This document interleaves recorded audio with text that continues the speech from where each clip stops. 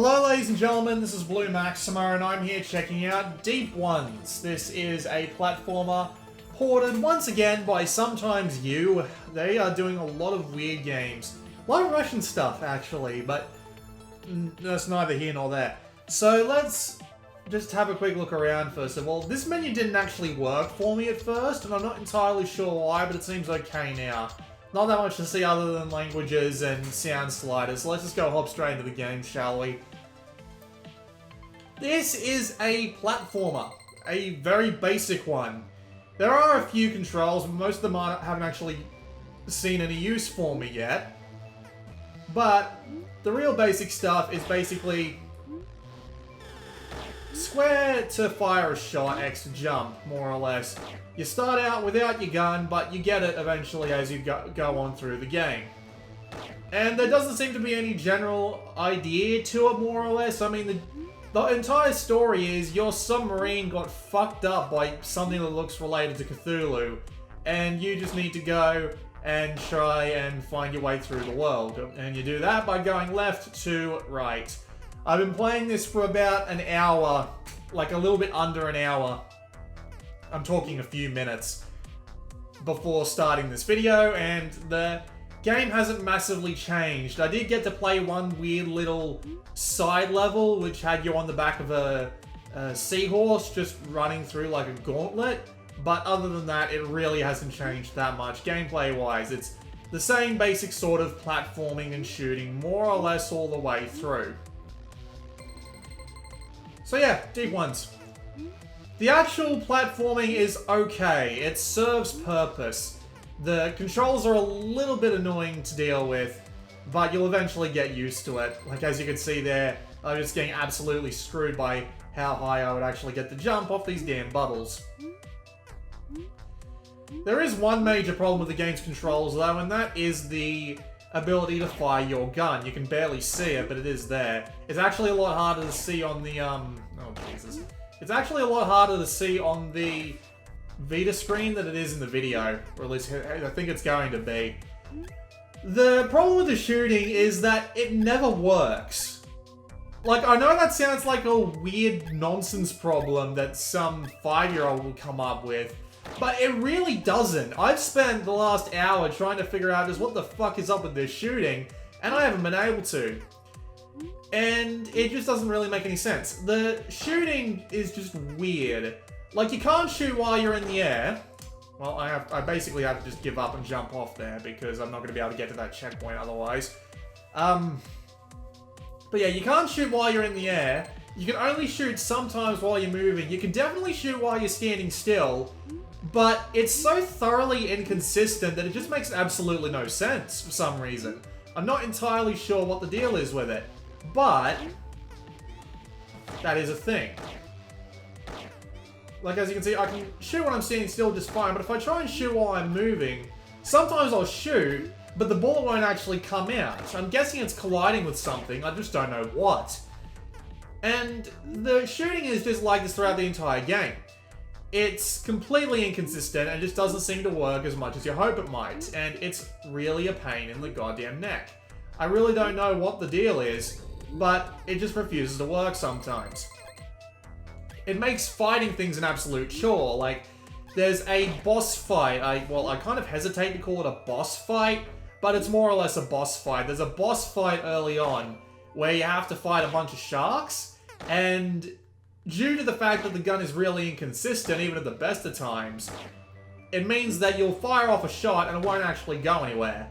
And I'm not entirely sure why. It's really frustrating if you want me to be perfectly honest, just because the shooting should be really simple. Like, I've created a platformer shooter a lot like this game before. Like, seriously, my first game was a platformer shooter called Firefight, and it had mechanics almost exactly like this, just with... Fuck, I missed that jump the last time I played this level too. For some reason, it's brought me back a few checkpoints, despite the fact that I saved and quit, but... whatever. But yeah, the gun not working properly, it really shouldn't be a thing. I don't understand how, because I have literally coded a game myself which has had a more consistent gun than this, and I'm not sure why the gun in the game is like this. And you know what the weird thing is? If we pop back out to the live area and go check the update history, added the ability to shoot while walking. So I don't know whether or not it was actually even worse than this, or whether they tried to patch it to make it a little bit more tolerable, and they fucked it up even more. Because seriously, this is unbelievable. I'm stuck on the wall. Yeah, the actual shooting is just... Really? God damn it.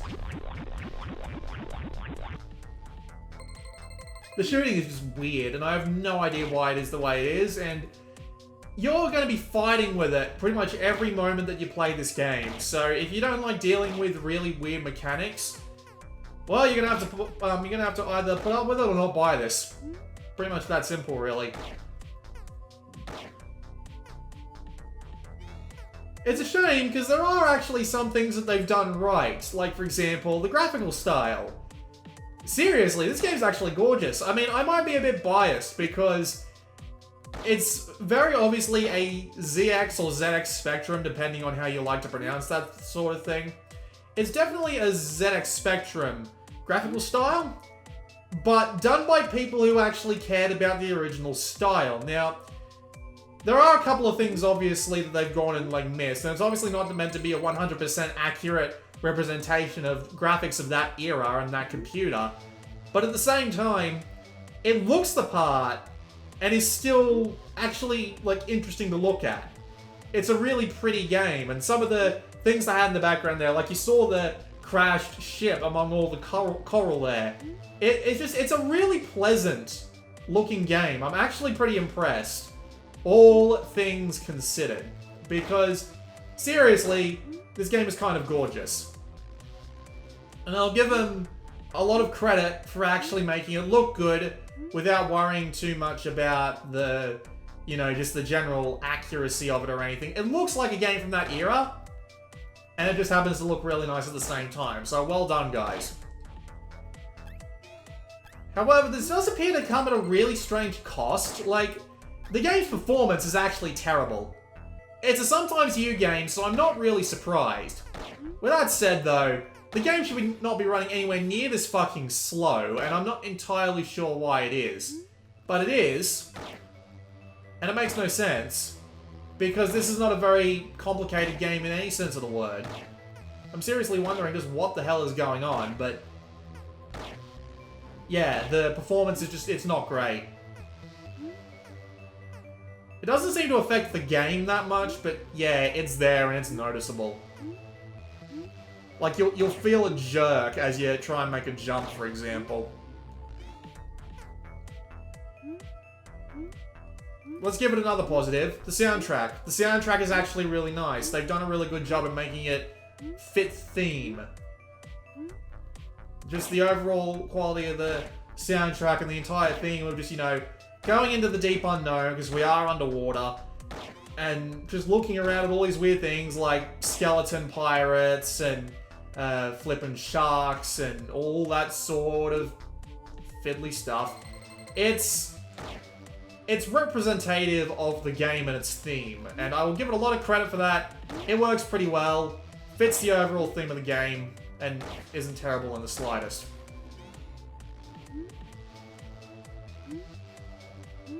And the sound effects, well, I can take them or leave them, more or less. They're fine. They're absolutely fine. So it looks good, runs pretty badly, and is just a pretty basic platformer, more or less. Like, as I said before, there are other little mechanics that will come in later. Like, if I hit the start button and go to the controls here, you can see that there's a control here, like what appears to be some sort of backstep. I assume that's what happens when I have a sword, which I haven't acquired at this point in the game. And you can also see that I was able to ride a seahorse earlier. And riding the seahorse was actually kind of neat, although it was just it was like a runner section where you basically just had to hold the right button, go up and down a little bit and stay ahead of the shark. But it's still kind of neat that it changes from time to time just to give you that variety. And there are some neat segments as well. Like the... what's it called? There was a, oh dear. What's going on here? Oh, I appear to be stuck. That's not good. Oh, I guess I was just stealthing it. Fair enough. But yeah, there are some neat segments here and there, like when you get on the first boat and you have to fight off the endless waves of dynamite and the sword guys. And the battle with the sharks is really neat too, because they had this really cool lighting effect where you could only see certain parts of coral, and you had to use that to keep an eye on the sharks. You can see a bit of that lighting going on here as well, where you can barely see the cannon until it actually shoots. That's a... I actually really like the lighting, especially when they get the coral in, because it has this weird little otherworldly feel to it, and it actually works really well. I wish they spent more time in the dark in the sea sections, just so I could actually show you what that looks like. But yeah, it's actually a really pleasant looking game, and I really like the style they've got going on here. Just overall, it really is reminiscent of the old ZX Spectrum games. Very... you could put this in like a Fantasy World Dizzy game and no one would be the wiser, I imagine. Can't shoot that by the looks of it. There's a checkpoint over there, which I probably want to get.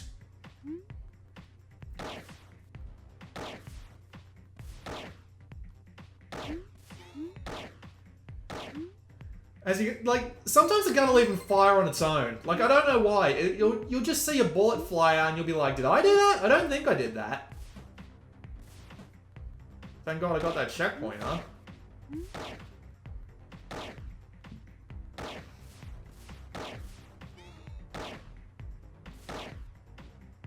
Yeah, I didn't fire off that bullet. That was the bloody game.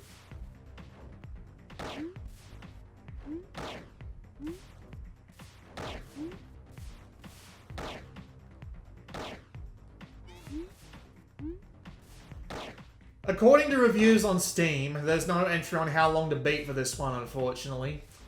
The game is roughly 3 hours long, which is probably more than enough, probably enough to do it all in one sitting.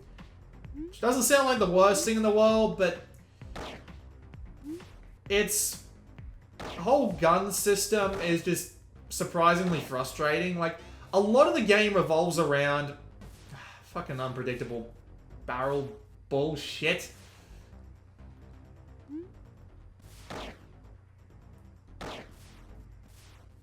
But yeah, as I was saying, the gun is just the most annoying part about it. I really wish that wasn't a thing, but if that wasn't a thing, honestly, I'd probably be able to recommend the game outright. Just, you know, fix the fucking gun, and I'd probably say this is worth your time.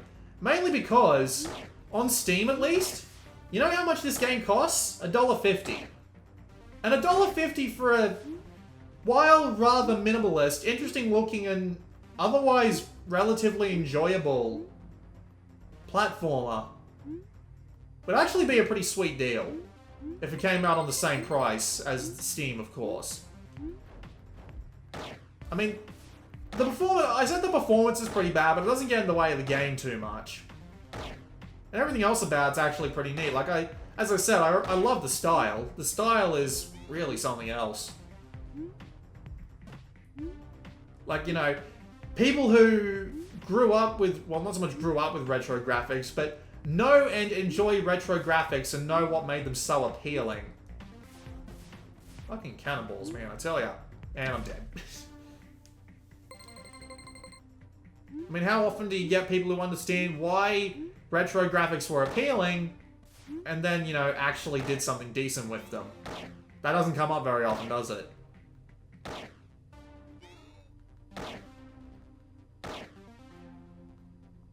Oh, come on, I jumped there. Bloody controls. I can walk up across this chain bridge.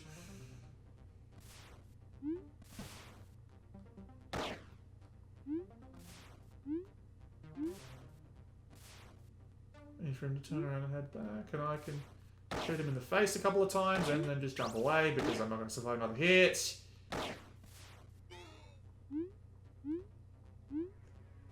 See, what have we got going up here?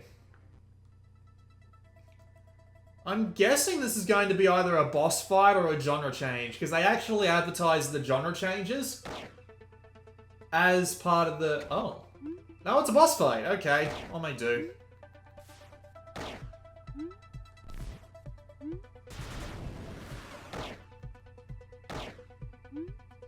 Charge your the muskets. Okay, yeah, this is definitely a Russian production.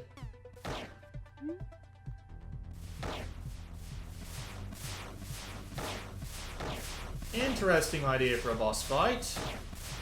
I got screwed. Let's give that another shot. It's not hard, but it's not exactly having a lack of challenge. Which is a weird way to put it, I'll admit. Right, so we do actually have to shoot him a fair bit. Got it. Charge your the muskets!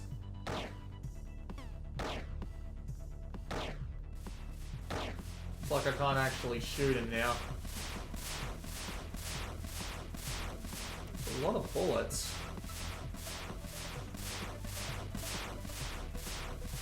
Oh, come on. How many fucking bullets do you want me to dodge?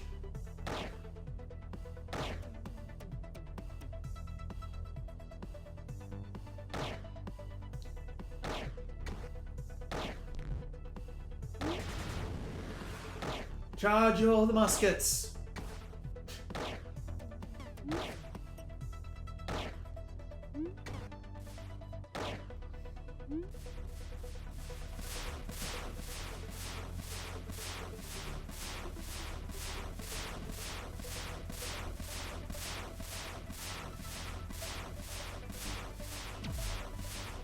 Okay, yeah, this part's bullshit. Couldn't bloody tell. Jesus, I've played Darius Burst more than I can remember, and I still have trouble with something like this? To be fair, actually getting shot in Darius Burst was a lot harder than they made it look. A lot easier than... Easier? Harder? Guess a little bit of both, more or less. That's a dirty trick right there. And I'm dead.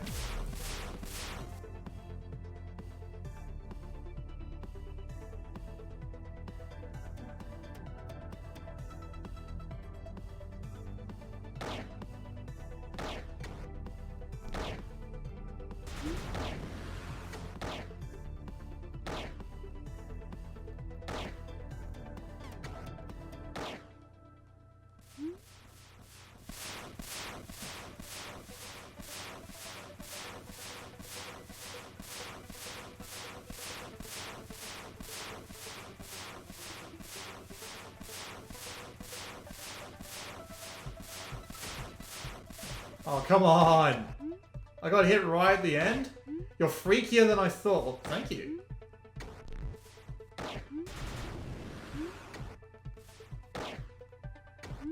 What, again?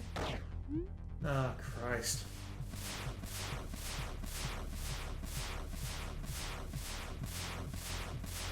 Ah! Almost fucking had him. Alright, yeah, that's enough of that.